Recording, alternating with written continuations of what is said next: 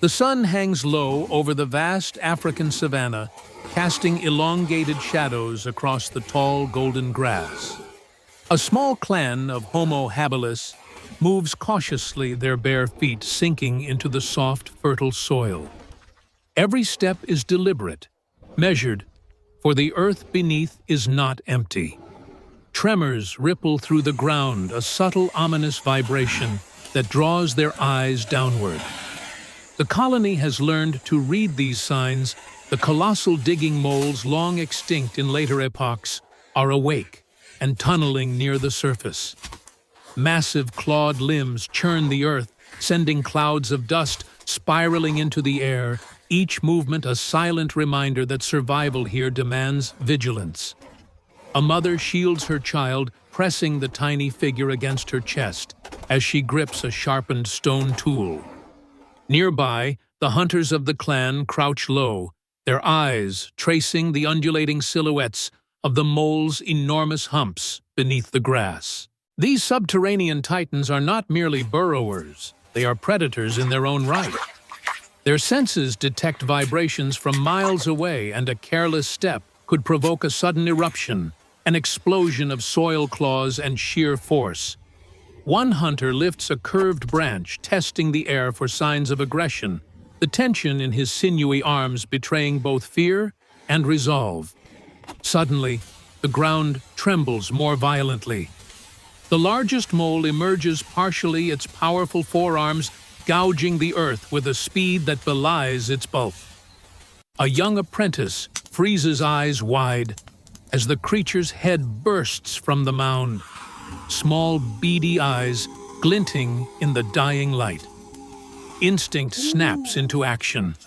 The hunter swings the branch like a club, diverting the mole just enough for the group to scatter. Dust clouds envelop them, the smell of churned soil, thick and pungent, while distant trumpeting calls of ancient elephants punctuate the tension. Movement from the horizon catches their attention. A rival Homo erectus clan approaching, drawn by the same fertile hunting grounds. The first skirmish is silent, yet deadly, a stolen root. A snapped spear gestures loaded with menace. Neither clan wants open conflict yet. Neither will yield territory rich with food and water. The moles continue their subterranean work, oblivious to the human tension above, though the tremors they leave behind now serve as both warning and weapon. One hunter seizes the moment, hurling a sharpened stone toward the nearest mole. The strike fails to pierce the thick hide, but startles the beast, causing it to rear and shift violently, creating a fissure in the ground.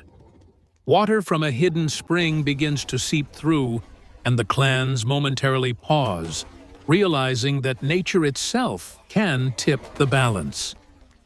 Survival is no longer just against flesh and claw, but the very land that nurtures and threatens them. As dusk settles, the moles retreat into the dark labyrinths beneath the earth. The rival clans maintain a tense truce, eyes flicking between one another and the scars in the soil left by the underground giants. A sense of fragile unity emerges as the hunters share tips for tracking the colossal diggers, passing sharpened stones and bundled roots. The air vibrates with exhaustion and relief, the first beat of a rhythm that will carry them through the nights, through storms, and through the ever-present threat of survival in a world where the ground itself conspires against them.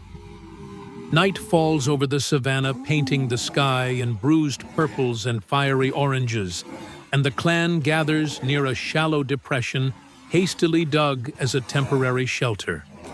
Flickering firelight dances across their faces, illuminating calloused hands and wide alert eyes. The ground is restless beneath them. Tremors announce the approach of the colossal moles, their subterranean tunnels a network of shifting danger. Every rustle in the grass, every sudden vibration sends a spike of adrenaline through the Homo habilis, a visceral reminder that the earth itself is alive and merciless.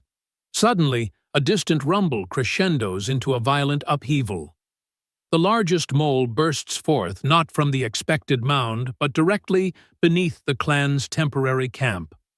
Earth explodes in a cloud of dust and clods, forcing the hunters to leap back, some stumbling, others gripping children and improvised weapons.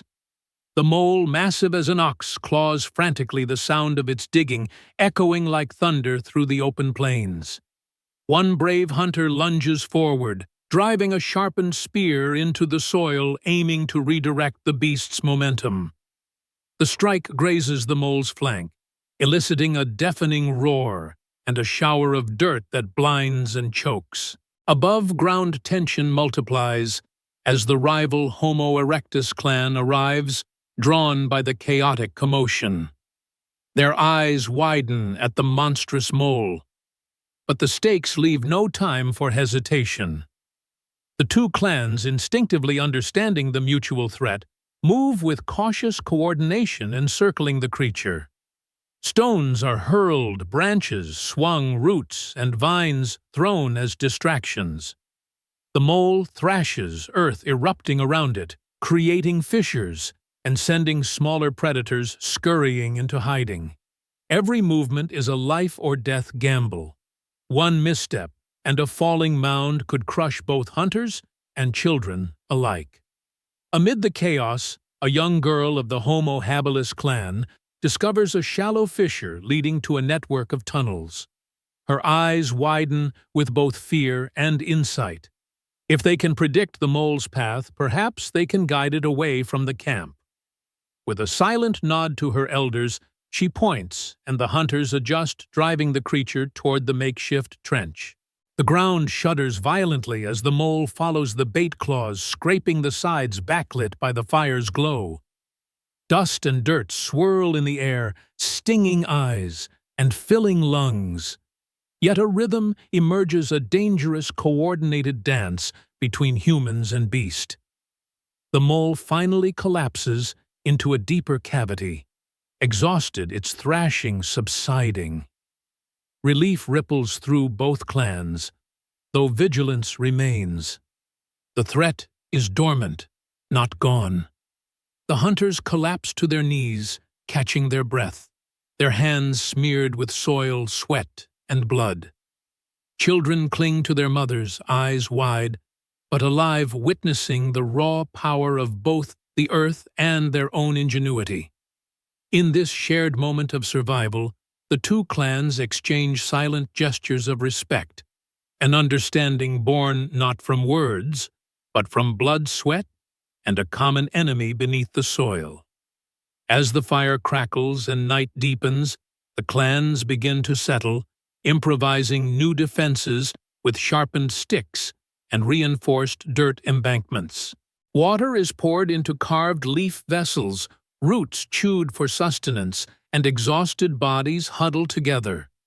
The colossal moles, though momentarily subdued, have left their mark not only on the land, but on the very consciousness of these early humans.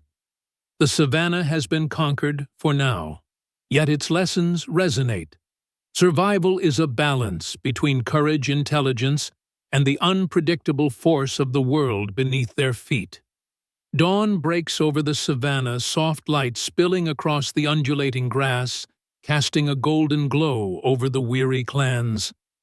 The remnants of the night's chaos lie scattered, trampled earth-torn foliage and shallow depressions where the colossal moles had erupted from below.